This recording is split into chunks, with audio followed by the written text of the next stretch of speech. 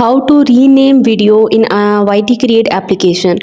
So hey guys, welcome to my channel, and in this video I'm going to show you how you can rename your video in YT Create application. So it's super easy and we will make sure you get it right. You just make sure to watch the complete video carefully to avoid forgetting anything and making mistakes. So let's get started. Open the YT Create application, and here you can see I have added up my old project. Now if I want to rename that project, I can simply tap right here on the three dots. After that, you can see the rename option at the very front. So just tap right here on the rename, and now you can see it's untitled project. So you just have to remove that text and you can add your own text, my video.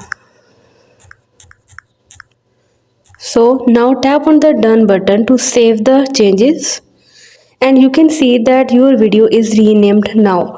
So this is how you can easily rename your video in YT Create application.